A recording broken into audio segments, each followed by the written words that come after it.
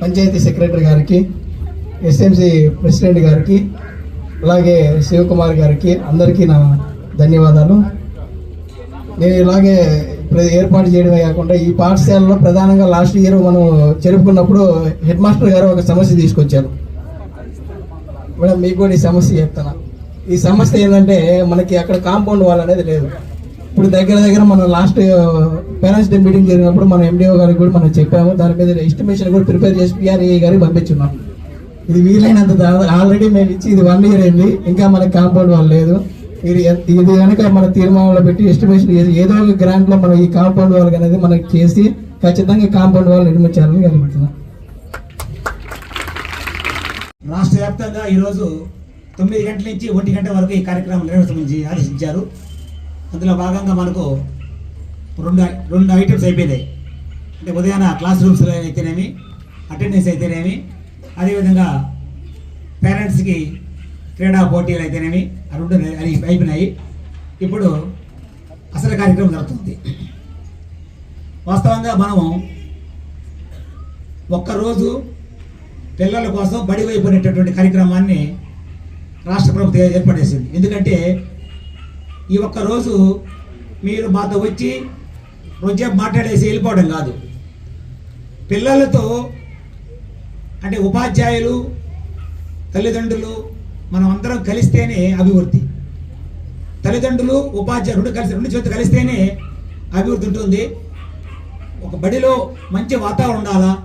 అటు ఉపాధ్యాయులు, తల్లిదండ్రులు ఒక మమేకమై పిల్లల యొక్క చదువుకి, పిల్లల యొక్క అభివృద్ధిలో మనందరం కూడా పాల్గొనాలని చెప్పే ఉద్దేశంతో ఈ కార్యక్రమాన్ని ఏర్పాటు చేశారు. సరస్వతి స్వరూపులైన ఉపాధ్యాయులందరికీ నా నమస్సులు.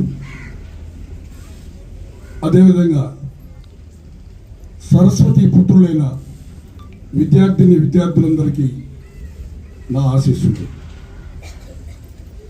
ఈరోజు ఈ పాఠశాలలో ఇప్పుడు జరుగుతున్నటువంటి ఈ కార్యక్రమానికి ఇక్కడ గ్రామ పెద్దలు అందరిని చూస్తుంటే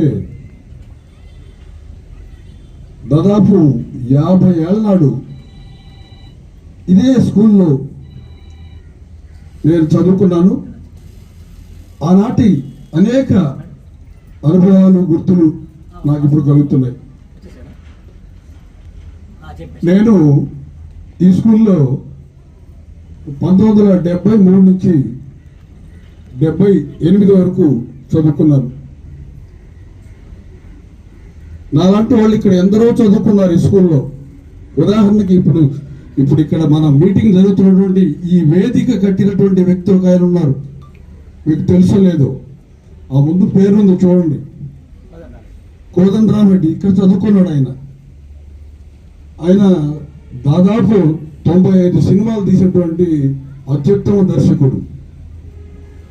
అదేవిధంగా అనేక మంది లెక్చరర్లు ఉన్నారు ఇక్కడ చదువుకున్న వాళ్ళు. అనేక మంది విద్యావేత్తలు ఉన్నారు, రాజకీయ నాయకులు ఉన్నారు,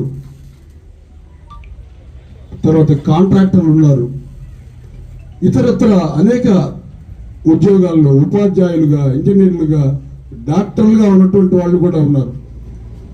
అంత సుదీర్ఘమైనటువంటి చరిత్ర కలిగినటువంటి స్కూలు మన మొండూర వీర రాఘవరెడ్డి గారి జిల్లా పరిషత్ ఉన్నత పాఠశాల.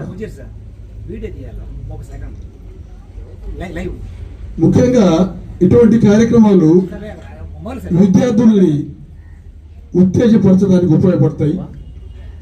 అదేవిధంగా తల్లిదండ్రులకి ఒక సరైన మార్గదర్శనం చేయడానికి వీలవుతుంది. ఎందుకంటే ఇప్పుడున్న పరిస్థితుల్లో ప్రైవేట్ పాఠశాలలకి ఆకర్షితులై అందరూ వాళ్ళ పిల్లల్ని ఇంగ్లీష్ మీడియం మోజులో అక్కడ చేర్చేస్తున్నారు. మీరు చేర్చేటటువంటి ఆ ప్రైవేట్ పాఠశాలలో ఉన్నటువంటి ఫ్యాకల్టీ ఏమిటి, అక్కడ ఉన్న టీచర్ల సంఖ్య ఎంత, ముఖ్యంగా వాళ్ళ క్వాలిఫికేషన్ ఏంటి, వాళ్ళు ఎంతవరకు చదువుకున్న వాళ్ళ అనుభవం ఏంది అనే విషయాన్ని మీరు ఒకరు కూడా గమనించుకోవాల్సిన అవసరం ఉంది. ఈ స్కూల్లో అందరూ బీఈడి ఎంఈడి టీచర్లు ఉన్నారు. బ్రహ్మాండమైన బోధన అనుభవం కలిగినటువంటి గొప్ప మనసున్న ఉపాధ్యాయులు ఉన్నారు. అటువంటి వాళ్ళని మనం వదులుకొని చిన్న చిన్న ఏమాత్రం విద్యార్హత లేనటువంటి అతి చిన్న కాన్వెంట్లలో మేము ఈ పిల్లల్ని చేర్చి వాళ్ళ భవిష్యత్తుని అనవసరంగా నాశనం చేసుకుంటున్నారన్న విషయాన్ని మీరందరూ గుర్తుంచుకోవాలి. తర్వాత ఈ మండలంలో నేను గత 23 సంవత్సరాలుగా అంటే 2002వ సంవత్సరం నుంచి 10వ తరగతుల్లో అత్యుత్తమ మార్కులు సాధించినటువంటి విద్యార్థులకి ప్రథమ, ద్వితీయ, తృతీయ స్థానంలో బహుమతి. నిన్ననే చాలా మందికి నేను వాట్సాప్ ద్వారా ఆ బ్యానర్ని పంపించాను, ఆహ్వాన పత్రాన్ని కూడా పంపించాను. ఆ బ్యానర్ తరఫున ఇప్పటి వరకు దాదాపు 23 సంవత్సరాలు కలిసి ఒక్కొక్క సంవత్సరం ప్రథమ స్థానం 2-3 వచ్చిన సందర్భాలు ఉన్నాయి, ద్వితీయ స్థానం 2 వచ్చిన వాళ్ళ సందర్భం ఉంది, తృతీయ స్థానం 2-3 వచ్చిన సందర్భాలు కూడా ఉన్నాయి.